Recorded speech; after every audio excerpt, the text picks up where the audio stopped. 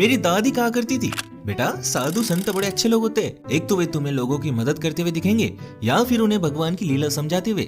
और अहंकार, साधु संतों में अहंकार नहीं होता बेटा। साधु संत बड़े विनम्र लोग होते हैं। आई विश मेरी दादी आज जिंदा होती तो मैं उन्हें ये वीडियो दिखाता।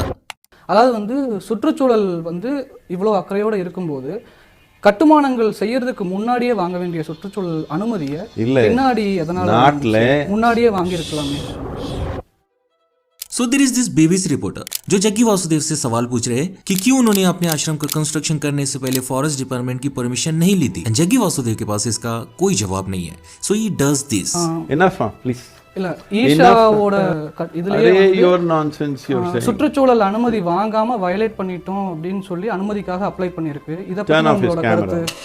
एंड क्लियरली मेरी दादी गलत थी कि साधु संत विनम्र होते, बट ऐसे एलिगेशंस किसी साधु संत पर सूट नहीं करते। और अचंभे की बात तो ये है कि ये साधु महंगी महंगी बाइक चलाता है, महंगे महंगे कार्स चलाता है, rides helicopters, boats, you name it. दिन में 6 बार कपड़े बदलता है, महंगी महंगी घड़ियां पहनता है, दुनिया घूमता है, हॉलीवुड स्टार्स से मिलता है। ये साधु आज करोड़ों में खेल रहा है और इसके इस लाइफस्टाइल को मेंटेन करने के लिए उसके करोड़ों भक्त उसकी मदद कर रहे हैं। और आप सोचने लगते हो कैसे सदगुरु एक लग्जरियस लाइफ जीते हैं और उनके करोड़ों भक्तों को इससे कोई फर्क नहीं पड़ता। प्लस वे उसे वन वे और अनदर फंड भी करते हैं। कैसे पूरी दुनिया उनके टीचिंग्स को अप्रिशिएट करती है, इंक्लूडिंग बिग सेलिब्रिटीज। कैसे एक व्यक्ति कहता है भगवान की संकल्पना इंसानों ने बनाई है, असल में क्रिएशन शून्यता से आई है और वो शून्यता मैं हूँ। और करोड़ों लोग उस व्यक्ति की इस बात पर यकीन भी कर लेते हैं। लेकिन मैं जग्गी वासुदेव के स्पिरिचुअल बिजनेस में इंटरेस्टेड नहीं हूँ। जग्गी वासुदेव और कमाए, हु केयर्स। मैं इंटरेस्टेड हूँ जग्गी वासुदेव की एनलाइटनमेंट वाली कहानी में। आई वांटेड टू नो कि उनके एनलाइटनमेंट की कहानी सच है या फिर अपने फॉलोअर्स को मूर्ख बनाने का जरिया। And you know what, I think it is.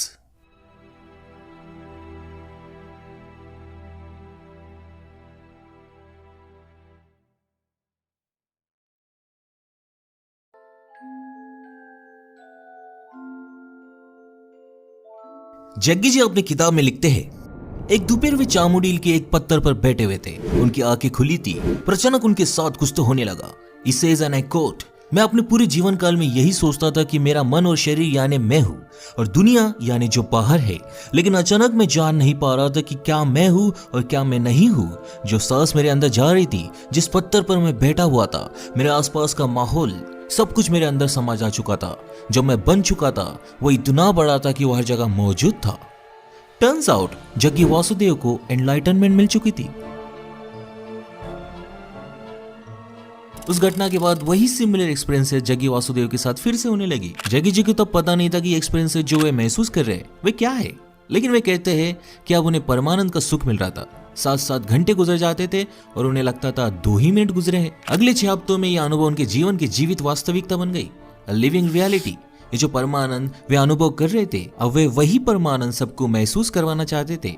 Armed with this experience, I started creating methods and systems through which every human being could access that intelligence and that capability within the system which can make a piece of bread into a human being. उन्होंने ऐसे methods इजाद किए जिनके माध्यम से वे लोगों को एनलाइट कर सके।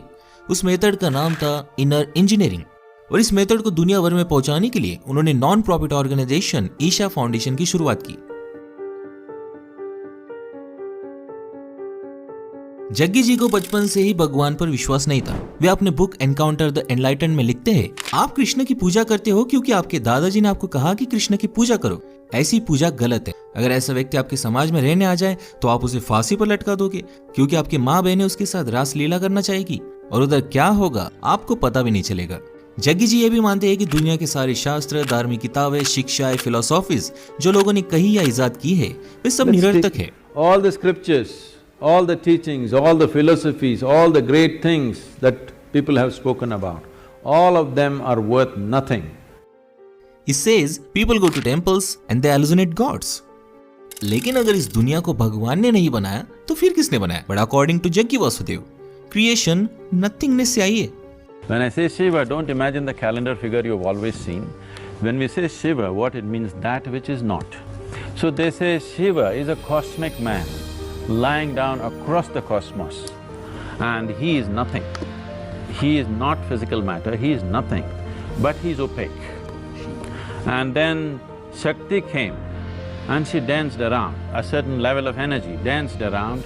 When Shakti danced around, he got irritated and he woke up. So he got angry and he roared. When he roared, the yoga says, he spat out galaxies. Then Shakti touched Shiva. When she touched Shiva, she gathered inertia, so she became more stable, which is what the creation is today. And now if you ask me Jaggi Vasudev को ये सब कैसे मालूम, then मैं आपको बता दूं, जब वे चामुंडी हिल्स पर एनलाइट हुए थे तो वे इस नथिंगनेस से जुड़ गए थे। As he said in his books, वे अपनी किताबों में ये भी कहते हैं कि ये उनका चौथा जन्म है। 370 साल पहले वे एक स्नेक चार्मर थे, बिलवा। फिर वे एक योगी के रूप में जन्मे जिसका नाम था शिव योगी। शिव योगी मोक्ष की तलाश में था और एक दिन जब वो मेडिटेशन कर रहा था, वह एक साधु आया, श्री पल्लनी स्वामी। स्वामी जी ने शिव योगी की एनलाइट होने की ख्वाहिश को पहचाना और उसके माथे पर अपनी छड़ी लगा दी और शिव योगी एनलाइट हो गया। लेकिन इसी के साथ शिव योगी एक ऐसे सपने का हिस्सा बन गया जो पिछले 15,000 सालों से पूरी नहीं हुई थी। Many thousand years ago, there was a yogi whose name was Sunira, and she took on an impossible project. He wants to build a living Shiva once again, a perfect teacher for the world.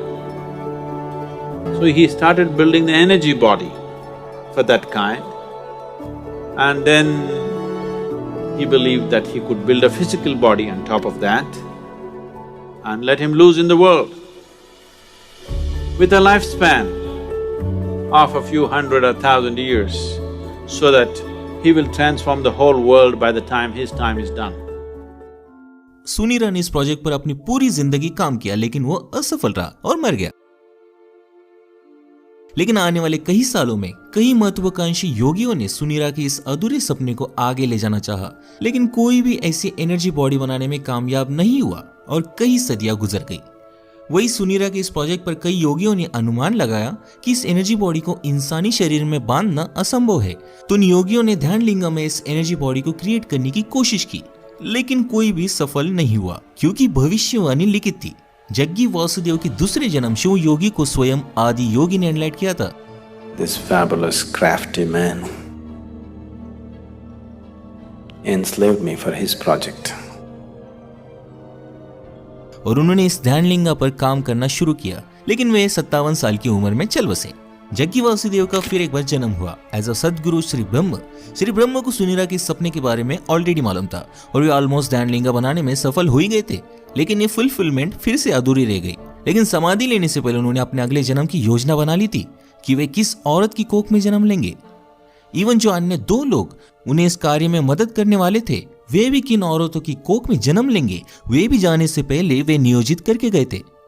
और सदगुरु श्री ब्रह्म जी की योजना सही साबित हुई और जग्गी वासुदेव का जन्म हुआ और 2 अन्य लोग जो उन्हें इस कार्य में मदद करने वाले थे, उनका भी नियोजित कोख में जन्म हुआ।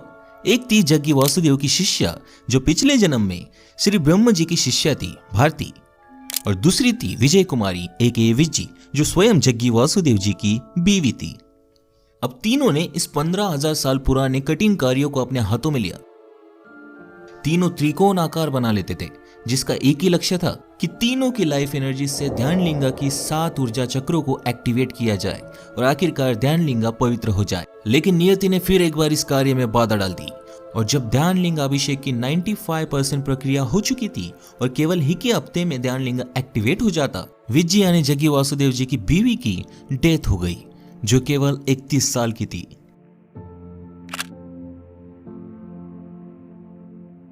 जग्गी जी ने बताया कि विज्जी ने महासमाधि ले ली है। This is a nation where there have been thousands of incidents where people have left their body consciously. So she announced that she will leave almost 9 months ahead of that time.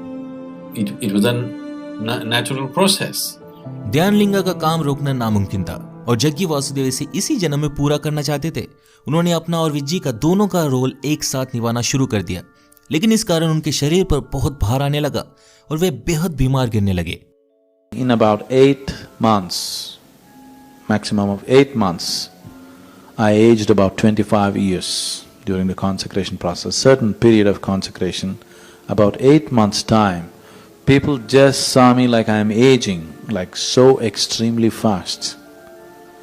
I became, from a very vibrant young person, I just became an old person, absolutely, totally weak and shaky in 8 months' time. My hair grayed. लेकिन उन्होंने हार नहीं मानी और 3.5 सालों बाद and to be exactly 24 जून 1999 को ध्यानलिंगा, जिसमें स्वयं शिवा की एनर्जी है, वो हम सबके लाभ के लिए तैयार हुआ।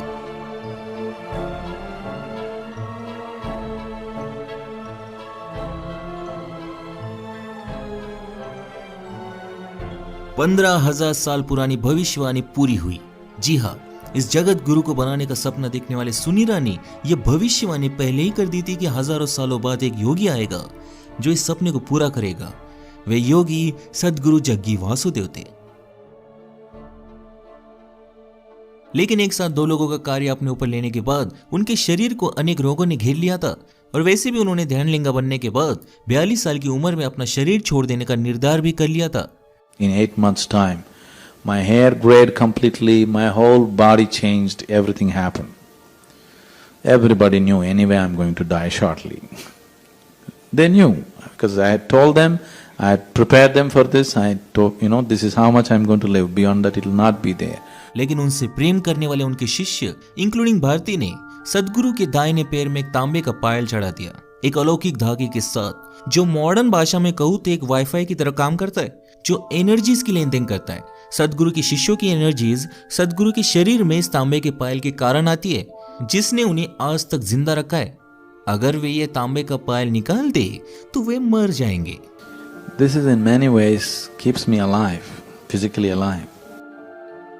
जग्गी वासुदेव हमेशा से ही सदगुरु थे, बल्कि अपने पिछले के पिछले जन्म शिव योगी के रूप में हुए थे। जब श्री पल्लनी स्वामी जी ने उनके माथे पर छड़ी लगा दी थी, चामुंडी हिल्स पर केवल उन्हें याद आया था कि वे सदगुरु हैं, वे इस व्याप्त नथिंगनेस से जुड़े हुए हैं और वे उसका हिस्सा है।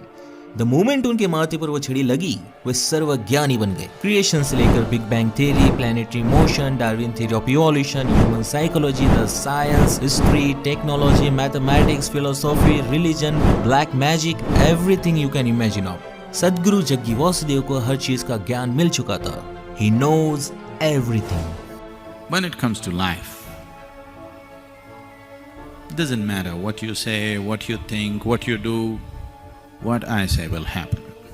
When it comes to life, fundamental life. So I am an authoritarian because I don't listen to anybody. If God comes, I will not listen to him because I know better than him. This sounds absolutely egoistic, stupid, Mike Tyson-like.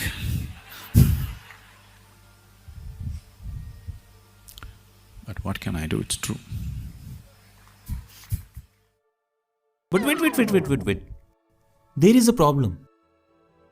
Jaggi जी ने तो कहा था उनके wife विज्जी ने महासमाधि ले ली थी, लेकिन विज्जी के पिता के अनुसार तो विज्जी का मर्डर हुआ था और वो मर्डर सदगुरु जग्गी वासुदेव ने किया था।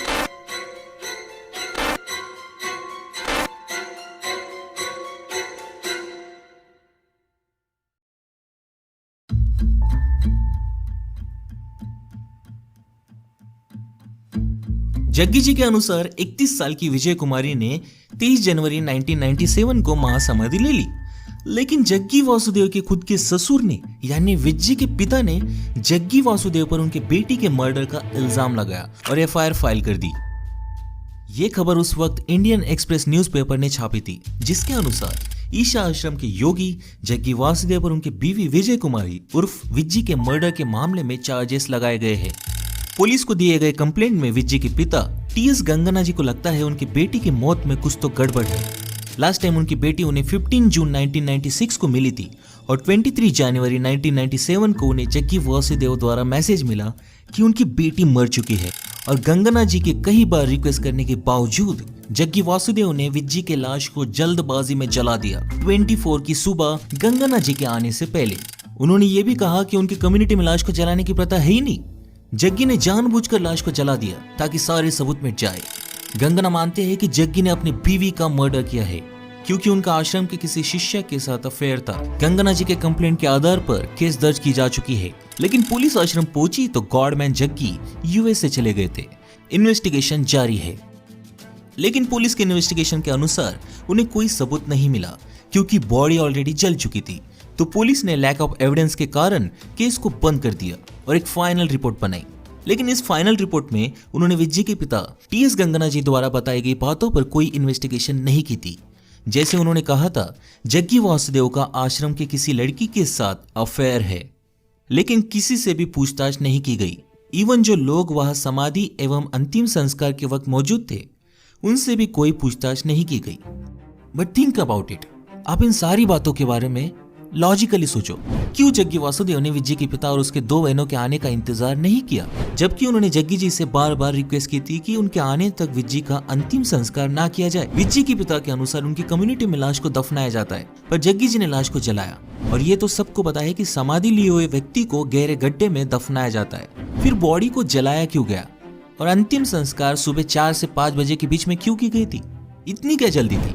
और जब उन्होंने साफ कहा अपनी किताब में कि विज्जी की समाधि के बाद उन्हें 2 लोगों की एनर्जी खुद क्रिएट करनी पड़ी थी और इसी कारण वे भयानक पीड़ा से गुजर रहे थे।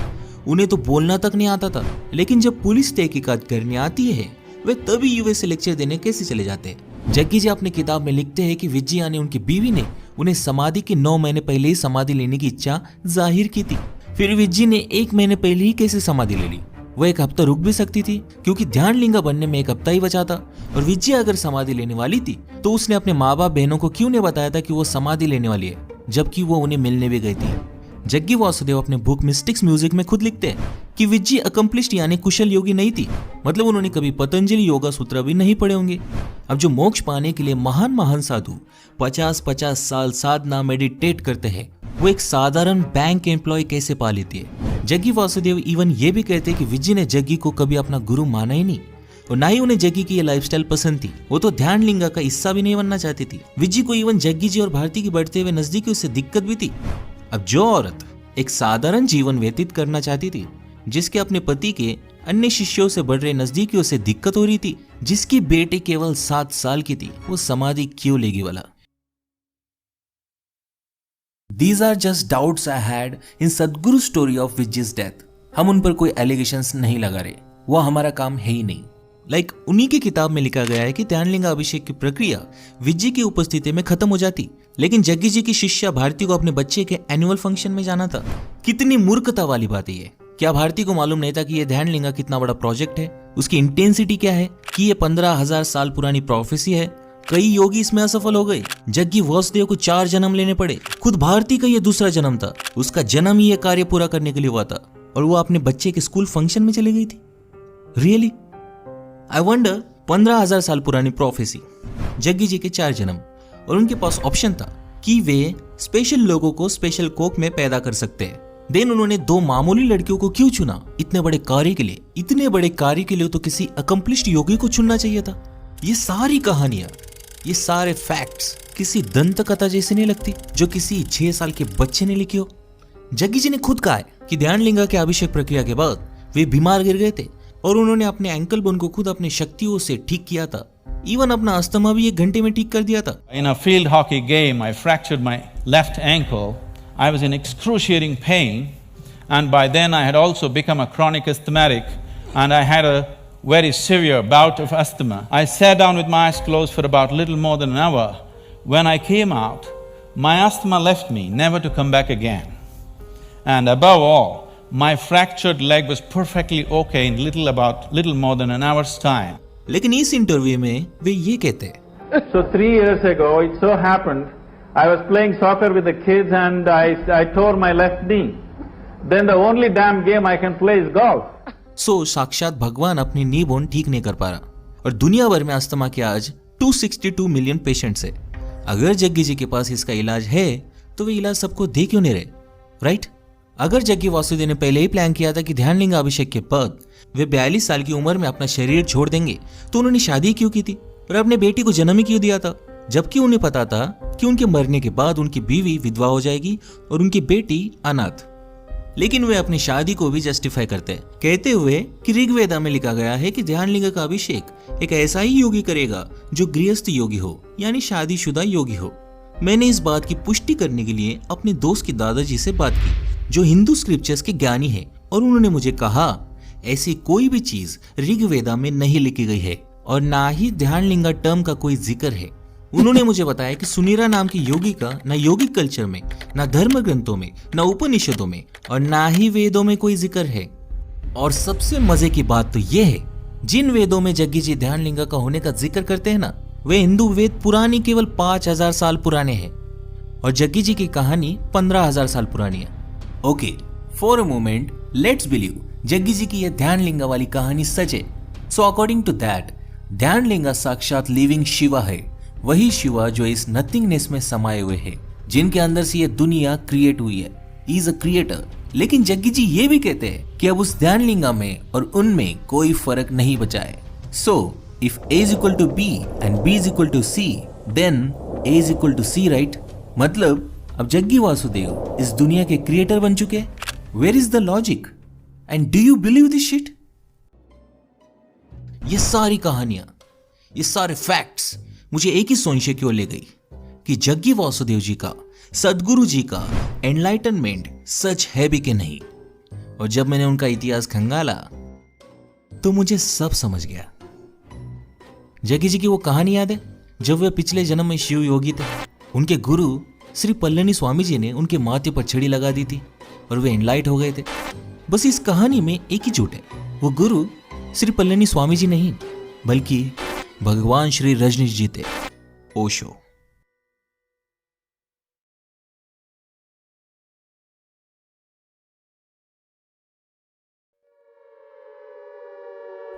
सो 70 के दशक में अमेरिका में गरीबी, वॉर, रेशियल भेदभाव के कारण लोगों का ट्रेडिशनल रिलीजन्स पर से विश्वास उठ चुका था और तब अनेक स्पिरिचुअल लीडर्स ने इन वल्नरेबल लोगों को अपनी स्पिरिचुअलिटी प्रीच करना शुरू कर दिया। इन सारे स्पिरिचुअल गुरुज में दो चीजें बड़ी कॉमन थी।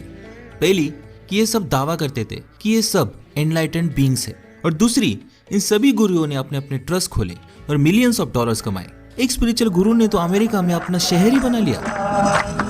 In the northern part of Oregon, there used to be a little town called Antelope. Yesterday, the voters in Antelope decided to change the town's name to Rajneesh. It is a political victory for followers of the Indian guru, Bhagwan Sri Rajneesh. Change has been coming, and today, Antelope awoke to a red dawn. Osho की ख्याति पूरे दुनिया में फैल गई थी और ओशो के इस ट्रैक रिकॉर्ड के नोट्स इंडिया में बैठा एक व्यक्ति ले रहा था, जग्गी वासुदेव। और उसे आइडिया आया कि क्यों ना मैं भी एक स्पिरिचुअल गुरु बन जाऊं। It is easy and it can make you rich. Jaggi Vasudev privileged family से आते थे और उनका पोल्ट्री फार्म का बिजनेस भी था। जग्गी जी अनेक बार दावा कर चुके हैं कि उन्हें 12 साल की उम्र से योगा और मेडिटेशन की नॉलेज थी और उनका आज मेन प्रोडक्ट भी उसी के अराउंड रिवॉल्व करता है, विच इज इनर इंजीनियरिंग और ईशा योगा।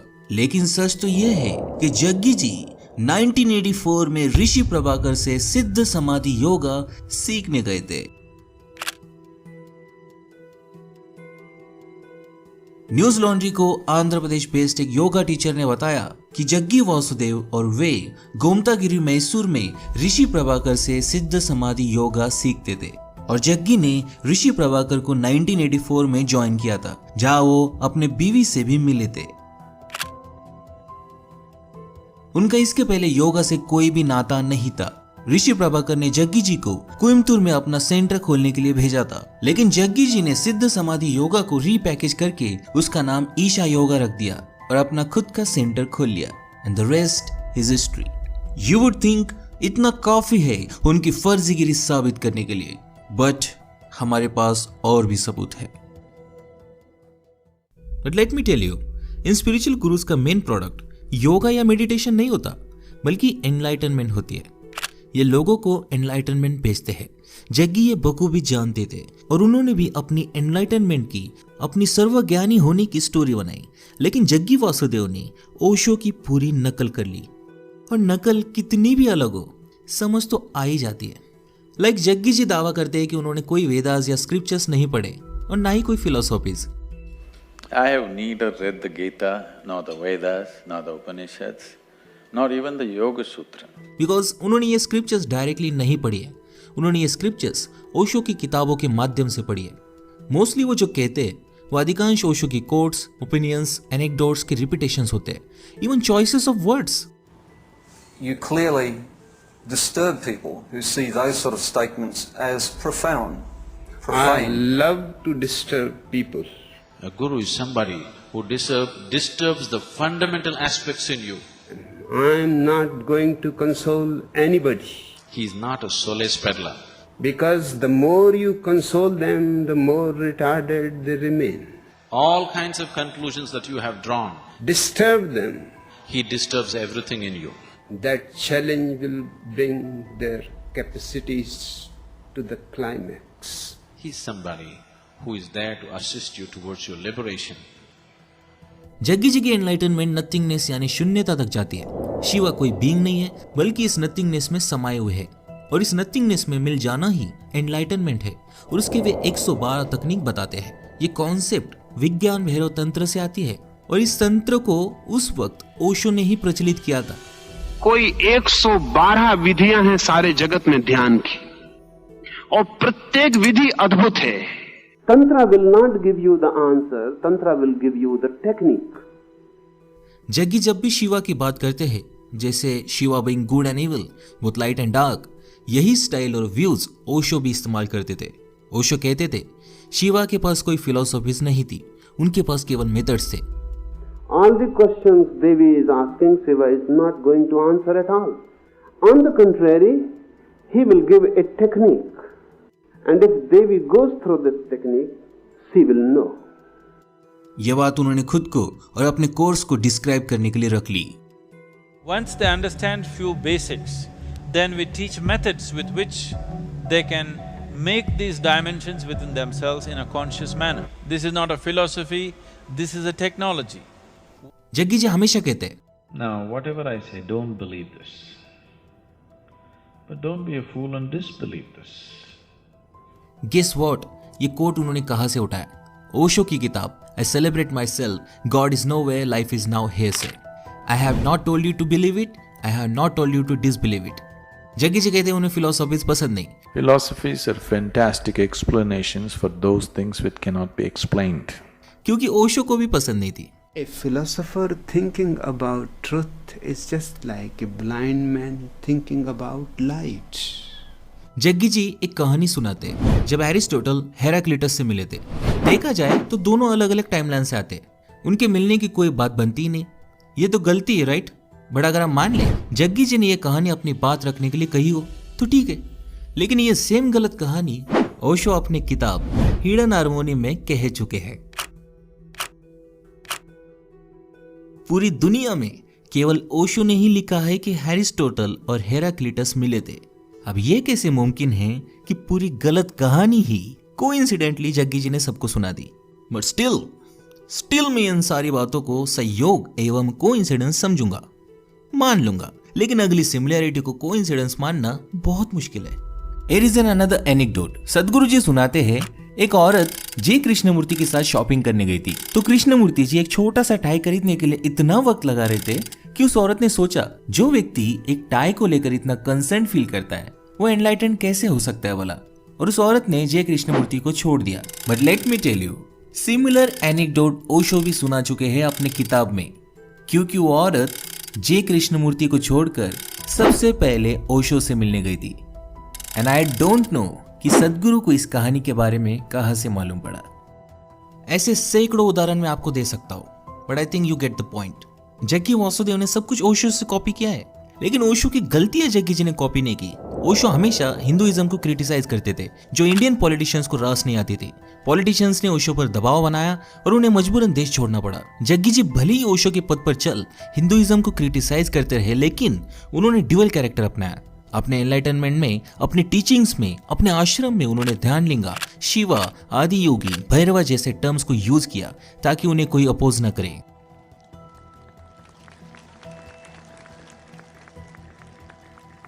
अब हालांकि स्पिरिचुअलिटी और रिलीजन का कोई नाता नहीं होता, लेकिन जग्गी वासुदेव ने साइंस, हिंदुइज्म और स्पिरिचुअलिटी इन तीनों का मिश्रण बनाया है अपनी एनलाइटनमेंट की कहानी बनाने के लिए। बिकॉज जग्गी जी जानते हैं कि इस देश में अपना स्पिरिचुअल बिजनेस चलाना है तो इन बाबाओं की तकनीकी इस्तेमाल करना आवश्यक है। बस सत्य साईं बाबा हाथ की सफाई से चमत्कार दिखाते थे, और जग्गी वासुदेव कोबरा का जहर पीकर चमत्कार दिखाते हैं।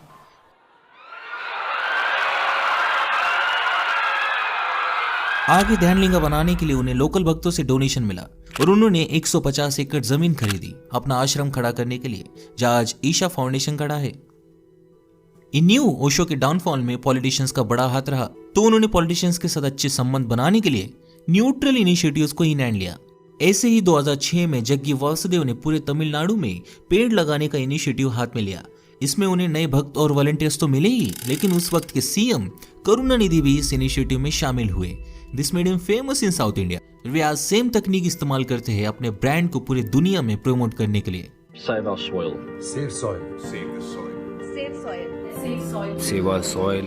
2008 में स्टार विजय ने जग्गी वासुदेव के साथ वीकली शो एयर करना शुरू कर दिया, जिसमें वे अलग अलग सेलिब्रिटीज के साथ बैठकर spirituality, social problems, yoga, meditation, जो मन में आया उस टॉपिक पर बात करते थे। லேபர் இருந்தாலும் மத்தியானம் 1 மணி நேரம் இடைவெளி கொடுக்குறாங்க, நமக்கெல்லாம் சாப்பாடு நேரத்துல நமக்கு இடைவெளி கொடுக்க மாட்டாங்க। शो बढ़िया था और इसलिए ईशा फाउंडेशन ने सेम कॉन्सेप्ट पर खुद का शो बनाया। My work is just to help people to understand that going in installments is not going to get you to infinite. It was a win-win situation. दोनों पार्टीज को publicity मिल रही थी और धीरे धीरे बड़े से लेकर बड़े सेलिब्रिटीज जग्गी वासुदेव से बात करने लगे। You can't even imagine. Namaskaram, good morning Matthew. Good morning, Sadhguru. How are you, man? I'm good, man. Where you from? So finally Jaggi Vasudev ji ने अपना ईशा एम्पायर खड़ा कर दिया, जहां आज वे करोड़ों रुपए कमाते हैं। एक झूठी एनलाइटनमेंट की कहानी ने जग्गी जी को इस मुकाम तक पहुंचा दिया। आज जग्गी जी के करोड़ों फैंस हैं दुनिया भर में, लाखों पार्ट टाइम वॉलंटियर्स और हजारों फुल टाइम वॉलंटियर्स जो फ्री ऑफ कॉस्ट काम करते हैं उनके आश्रम में। जग्गी वासुदेव ने सिंपली अपने पोल्ट्री और कंस्ट्रक्शन बिजनेस को स्पिरिचुअल बिजनेस में ट्रांसफर कर लिया। एज़्यूम लगभग 1980 से ही उन्होंने डिसाइड कर लिया था कि उन्हें कौन सी कहानियां बोलनी है, किस तरह बोलनी है, ताकि वे लेजिट लग सके और अपने ईशा एम्पायर को खड़ा कर सके। इवन बिजनेस मॉडल अगर आप ध्यान से देखें तो ईशा फाउंडेशन में कुछ भी फ्री नहीं है। छोटी से लेकर छोटी चीज को डोनेशन के स्वरूप में बेचा जाता है ताकि सरकार को टैक्स भी ना देना पड़े। जग्गी वासुदेव जी ने एक faith based business model create किया है, टैक्स फ्री स्टेटस पाने के लिए, अपने स्पिरिचुअल प्रोग्राम्स को बेचने के लिए, बुक्स एंड मर्चेंडाइज बेचने के लिए, and most importantly full time volunteers के रूप में फ्री लेबर पाने के लिए। ओशो की किताबें पढ़कर उनकी टीचिंग स्टाइल एनलाइटनमेंट कॉपी कर आज सदगुरु जग्गी वासुदेव बहुत बड़े मुकाम पर पहुंच गए। उनके कुछ फैंस को पता है कि वो ओशो की कॉपी करते हैं, लेकिन वे आर्गुमेंट देते हैं कि क्या फर्क पड़ता है कि सदगुरु जग्गी वासुदेव ओशो की कॉपी कर रहे हैं, इससे तो लोगों का फायदा ही हो रहा है ना, करने तो कॉपी। लेकिन मैं उनसे एक ही सवाल पूछूंगा, सदगुरु जग्गी वासुदेव को ये एनलाइटनमेंट बेचते बेचते 30 साल से ज्यादा हो गए, लेकिन उनको छोड़ के एक भी व्यक्ति को एनलाइटनमेंट मिली है क्या? और मिल भी नहीं सकती, क्योंकि ओशो की लॉन्ग टाइम सहयोगी मां आनंदशीला कहती है, He dangled the carrot of enlightenment. He declared few people enlightened. It was a hoax. In that sense, yes. Enlightenment एक छल है, झूठ है, धोखाधड़ी है।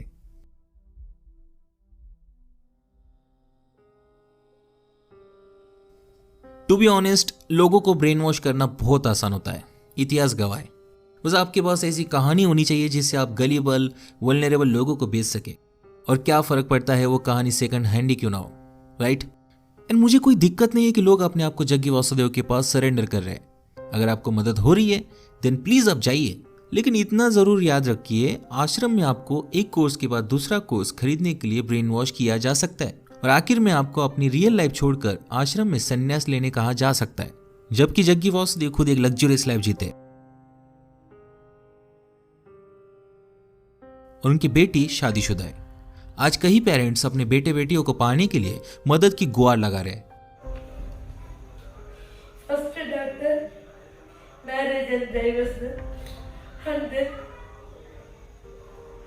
another one marriage, and then take some jewels, Isha yoga, Isha yoga, Isha yoga, and he settled. लेकिन उनकी कोई नहीं सुन रहा, उनके बच्चे ब्रेन वॉश हो चुके हैं। Namaskaram. I'm Mayu from Isha Yoga Center. Mamati. This is regarding the allegation that our parents have given that we are staying here against our wishes and we've been forced to stay here. I would like to clarify that I'm here out of my own wish and my interest. I'm here because this is the only thing that would give me fulfillment and happiness. And I chose this out of my own will and nobody has forced me or compelled me to stay here. मुझे कोई दिक्कत नहीं कि लोग Isha foundation में जाकर महंगे महंगे कोर्सेज खरीदते, आश्रम में वक्त बिताते, लेकिन तकलीफ तो गरीब को हो रही है ना। मुझे कोई दिक्कत नहीं कि यूथ जग्गी वासुदेव को पसंद करती है, लेकिन जग्गी वासुदेव का विजडम आपको मूर्ख बना सकता है। That I'm sure. If a woman delivers a male child, the quality of the milk that she produces is in a certain way. If she delivers a female child, the quality of the milk is totally different. If she delivers twins, one male and one female, one breast will ooze certain type of milk, another breast will ooze another kind of milk. This is the level of intelligence invested in this body.